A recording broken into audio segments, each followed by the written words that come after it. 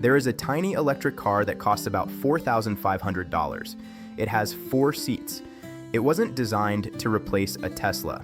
It was built for grocery runs, school pickups, and short trips across town. Yet the more people talked about the car, the less they talked about where it came from. Instead, they began asking a different question. When did buying a simple car become so difficult? This isn't the story of a tiny electric car, it's the story of the affordable car America quietly lost.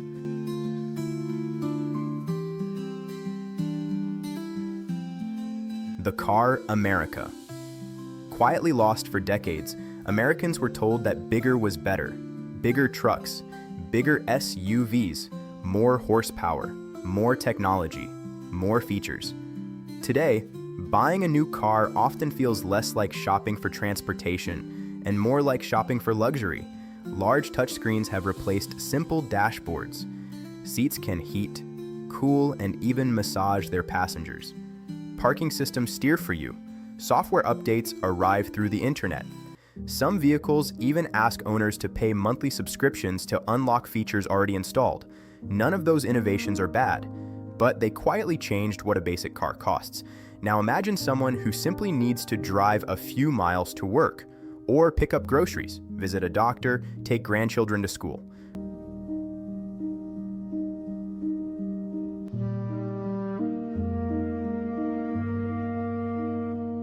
For millions of Americans, that's what a car is used for almost every day. Yet finding a brand new vehicle built only for those everyday needs has become surprisingly difficult. Instead, buyers are pushed toward vehicles that are larger, heavier, and far more expensive than their daily lives actually require. It wasn't always like this. There was a time when automakers competed to build affordable transportation for ordinary families. Small cars weren't exciting, they weren't symbols of status, they simply did their job. Somewhere along the way, that idea almost disappeared. The strange part is that the need never disappeared. Only the cars did. So where did they go? To answer that question, we have to begin with a group of vehicles that most Americans have never driven and many never even had the chance to buy. Tiny cars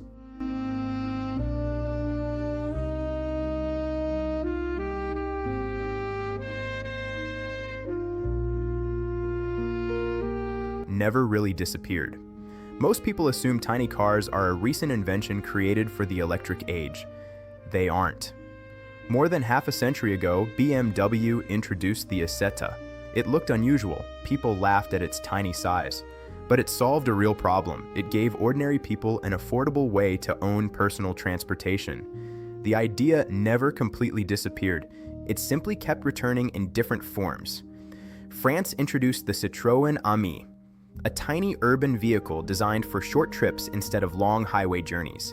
Years later, the Microlino revived the spirit of the old Isetta with modern electric technology. Different companies, different decades, the same basic idea. None of these vehicles tried to compete with large family SUVs. They weren't designed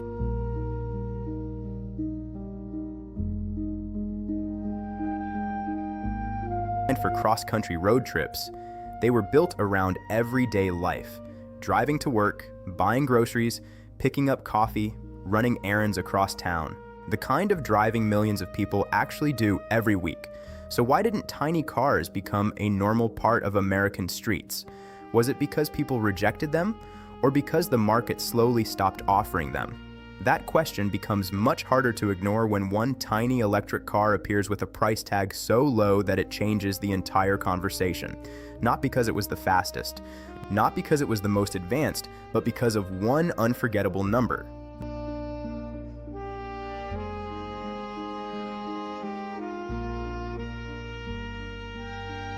The $4,500 shock. In 2020, a tiny electric vehicle started attracting attention around the world. Not because it broke performance records, not because it introduced revolutionary technology, but because of one number, about $4,500. For roughly that price, buyers could get a fully enclosed electric vehicle with 4 seats, built primarily for short urban trips, rather than long highway driving. Suddenly, people stopped comparing it with luxury EVs. Instead, they compared it with used cars, motorcycles, golf carts, even the down payment on a new pickup truck. the conversation changed almost overnight. People weren't asking whether it could beat a Tesla. They were asking why a simple car had become so expensive everywhere else. For a retiree driving to the grocery store, a student commuting across town, or a cafe owner making local deliveries, this tiny vehicle represented something much bigger than transportation. It represented affordability. And that's where this investigation truly begins. Because if one company could build a vehicle around simplicity, why did so many others spend decades moving in exactly the opposite direction? The answer has very little to do with the size of the car. It has everything to do with how the modern automobile industry slowly stopped building cars for ordinary needs.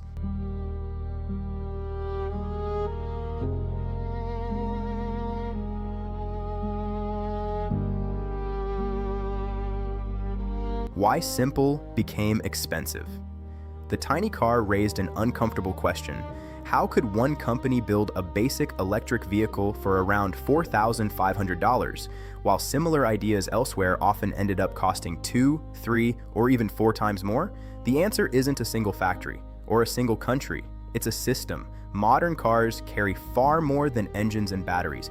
Every new generation adds more sensors, more computers, more cameras, more safety systems, larger touchscreens, more premium materials. Every feature may improve the driving experience, but every feature also adds cost. Individually, those costs seem small. Together, they reshape the price of an entire vehicle. Regulations also became more demanding. Crash standards improved. Emissions rules became stricter. Cybersecurity requirements appeared.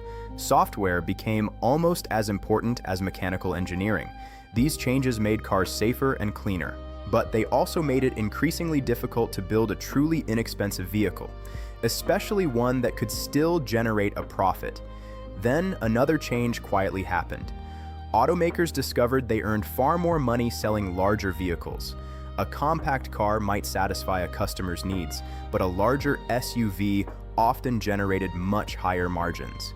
Year after year, affordable entry-level cars disappeared from product lineups, not because people suddenly stopped needing them, but because companies found more profitable products to build. By this point, the investigation is no longer about tiny cars. It's becoming an investigation into how affordability slowly disappeared from the modern automobile market.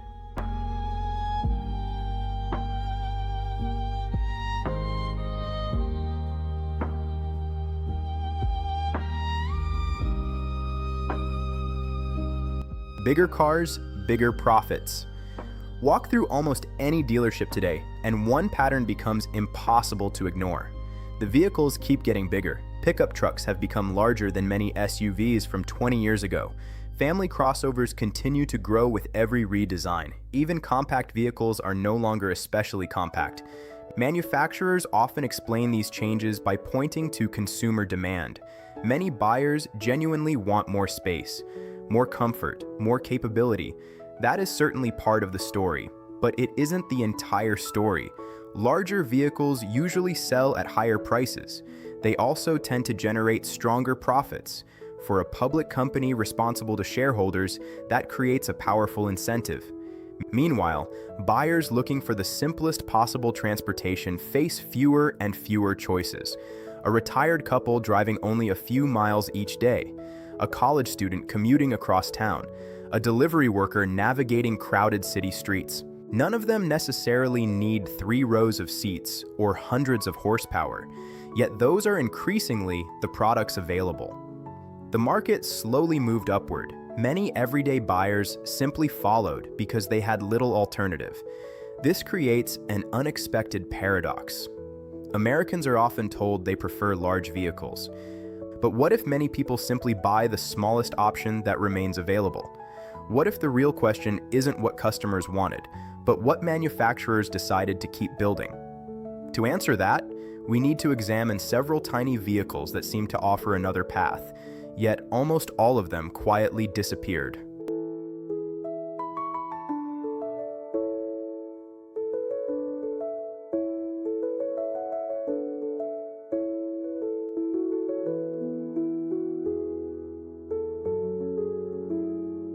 The cars that almost changed everything. Some of the most interesting vehicles in this story never failed because people hated them. Many failed because they never had the chance to become mainstream. Volkswagen introduced the NILS concept. It promised an ultra-light electric commuter built around simplicity. The design attracted enormous attention, but production never truly followed. Renault launched the Twizy. Unlike a traditional compact car, it embraced the idea that urban transportation could be small, lightweight, and efficient. It developed a loyal following, yet it never transformed the market. It remained a niche product instead of becoming an everyday choice. In the United States, Eli Zero pursued a similar vision, a tiny electric vehicle designed for short-distance travel. Simple, compact, easy to park. For the right customer, it solved real problems. But solving a problem isn't always enough. A vehicle also needs nationwide dealers, service networks, financing, parts, consumer confidence. Those systems are much harder to build than the vehicle itself. That may be the biggest surprise of this investigation. Building a tiny car is difficult. Building an entire ecosystem around that tiny car is even harder. And once we begin looking beyond the vehicle itself, another question suddenly becomes impossible to ignore. Maybe the biggest obstacle was never engineering at all. Maybe it was everything surrounding the car.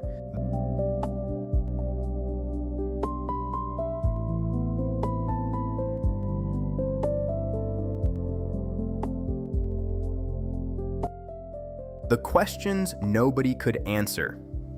By now, the investigation has uncovered something unexpected. The biggest obstacle wasn't designing a tiny car. It was convincing ordinary people they could actually live with one. Listen to almost any discussion about microcars, and the same questions appear again and again. Can I actually buy one? Can I drive it legally? Is it safe? Who repairs it? Where do I find parts? Can I insure it? Will it survive winter? Can it handle American roads? Those aren't technology questions, they're ownership questions. That explains why so many promising vehicles struggled to become mainstream. A tiny electric car isn't competing only against another car.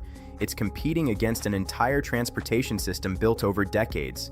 Large dealerships, nationwide service centers, financing, insurance, parts warehouses, certified repair shops. Without those, even an excellent vehicle feels like a risky purchase. For most families, uncertainty is more expensive than the sticker price. Ironically, the people who could benefit the most from these vehicles are often the least willing to gamble. Retirees living on fixed incomes, students buying their first car, small business owners making local deliveries. They don't need experimental technology. They need reliability. They need support. Most of all, they need confidence that their transportation will still work 5 years from now, and that's something no low price alone can guarantee. At this point, the investigation changes once again. Maybe America doesn't have a tiny car problem. Maybe it has a trust problem, because without trust, even the most affordable vehicle can struggle to find buyers.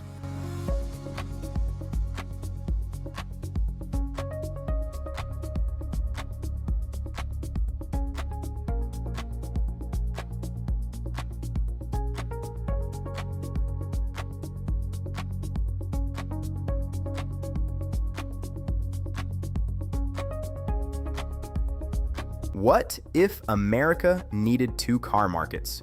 For decades, the automobile industry has treated one vehicle as the answer to almost every lifestyle. Drive to work, take a family vacation, carry furniture, tow a trailer, travel across the country. One vehicle is expected to do everything. But what if that's the wrong question?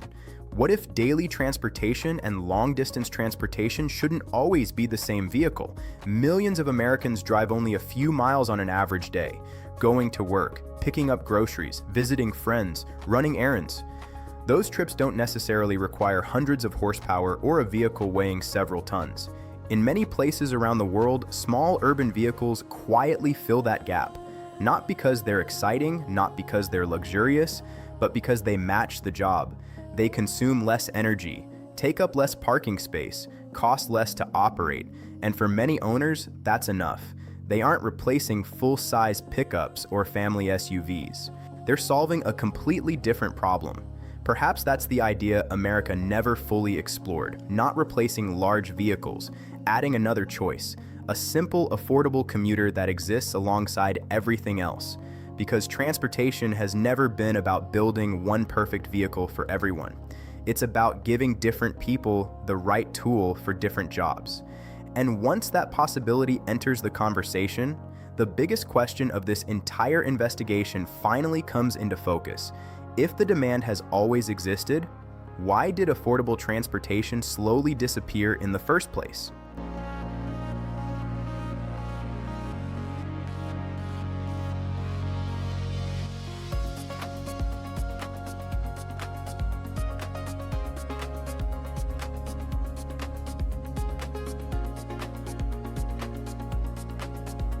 The real cost of having no choice. The greatest cost of losing affordable cars isn't measured in dollars alone, it's measured in choices. When entry-level vehicles disappear, buyers don't stop needing transportation. They simply move up to whatever remains. A young worker buying a first car, a retired couple replacing an aging sedan, a family searching for a reliable second vehicle. Many of them aren't shopping for luxury, they're shopping for necessity. Yet, necessity has become increasingly expensive, not because everyone suddenly wanted premium vehicles, but because premium vehicles became the standard offering. That's the quiet paradox hiding behind this investigation. The tiny car was never supposed to replace every vehicle on American roads. It was supposed to protect something much simpler, the idea that ordinary transportation should remain within reach of ordinary people. Somewhere along the way, that idea became much harder to find. And perhaps that is the most important discovery of all. Because the real story was never about the size of the car. It was about the shrinking number of affordable choices left for the people who needed them most. The tiny car was never the story. When this investigation began, it looked like a story about one unusual vehicle. A tiny electric car, 4 seats, a price that seemed almost impossible. But after following the evidence, it becomes clear that the car was never the real story. It was simply the clue. Every strange little vehicle we've seen points toward the same conclusion.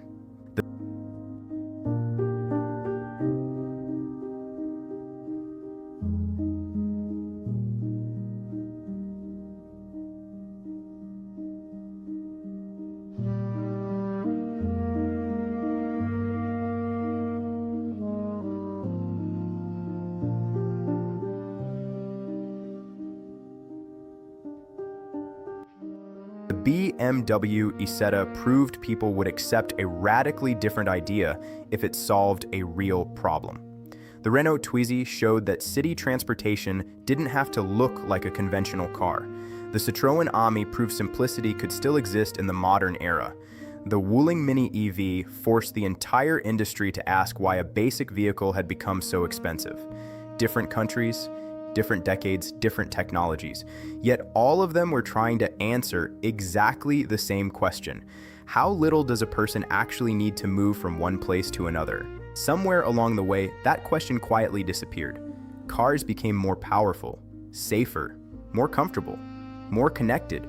In many ways, they became better than ever before, but they also became larger, heavier, more complicated, and for many families, more expensive than ever before. Progress solved countless problems, but it also created a new one, the disappearance of truly affordable transportation. That doesn't mean every American should drive a tiny electric car. Many people genuinely need pickup trucks. Others need SUVs. Large families need space. Construction workers need towing capacity. Farmers need durability. America is a country built around long distances and different lifestyles. There will always be a place for large vehicles. But perhaps there should also be room for something else, a simple commuter, a practical second car, a vehicle designed for everyday life instead of every possible situation. Because solving one problem doesn't require solving every problem. Perhaps that's the lesson hidden inside every tiny car we've explored. They were never trying to replace America's trucks.